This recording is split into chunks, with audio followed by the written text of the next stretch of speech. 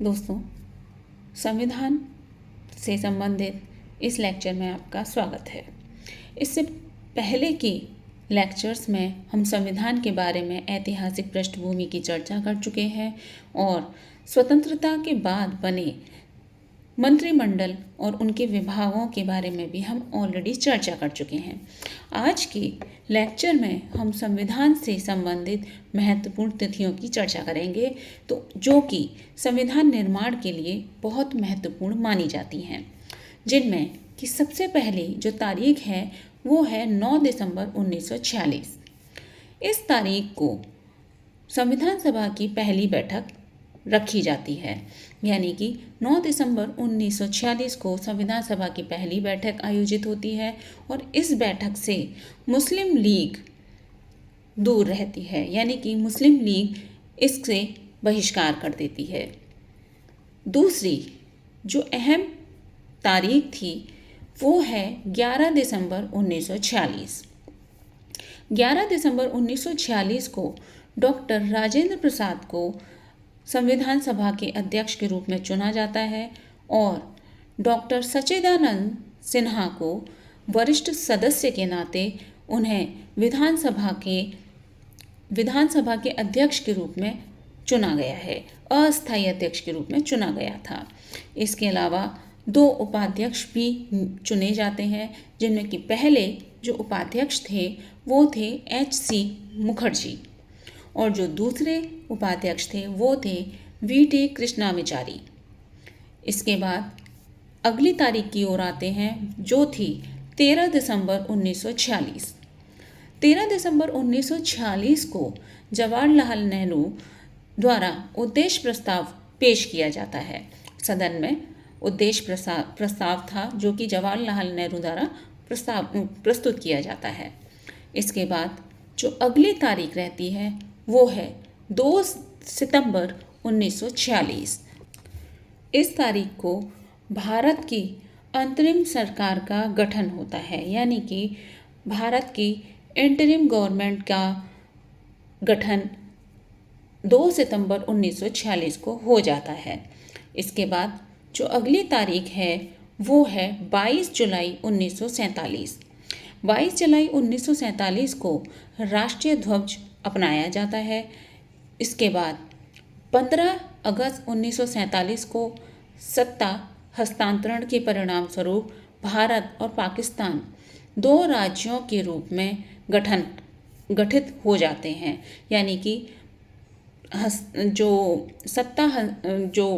हस्तांतरण थी ब्रिटिशर्स द्वारा उनको इंडिया को सौंप दिया जाता है, यानी कि जो राइट्स हैं वो ट्रांसफ़र कर दिए जाते हैं और इंडिया और पाकिस्तान के रूप में 2 स्वतंत्र स्टेट के रूप में, यानी 2 स्वतंत्र राज्यों के रूप में उनकी घोषणा कर दी जाती है, जिसमें कि पाकिस्तान का जो स्वतंत्र राज्य के रूप में घोषणा हुई थी वो थी 14 अगस्त 1947 और भारत की जो स्वतंत्र राज्य की तरफ से घोषणा होती है वो होती है 15 अगस्त 1947। इसके बाद जो अगली महत्वपूर्ण तारीख आती है वो है 26 नवंबर 1949।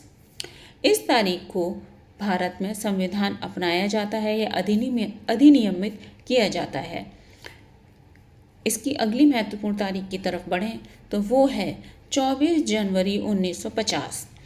24 जनवरी 1950 जिसमें कि राष्ट्रीय गीत जो कि बंकिम चंद्र चटर्जी ने लिखा था उसको अपनाया जाता है और राष्ट्रीय गान जो कि रविंद्रनाथ टैगोर के द्वारा लिखा गया था उसको अपनाया जाता है। इसकी अगली महत्वपूर्ण तारीख की तरफ चलें तो वो है 26 जनवरी 1950। इस तारीख को संविधान लागू होता है, यानी कि जो हमारा कॉन्स्टिट्यूशन है वो पूरे भारत में लागू कर दिया जाता है।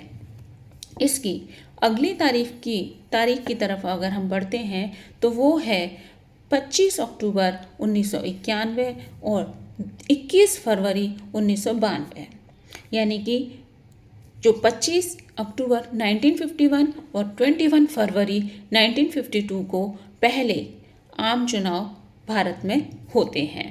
ये तारीख पहले आम चुनाव के रूप में जानी जाती है। तो ये तो बात हुई उन संविधान सभा की महत्वपूर्ण तिथियों के बारे में।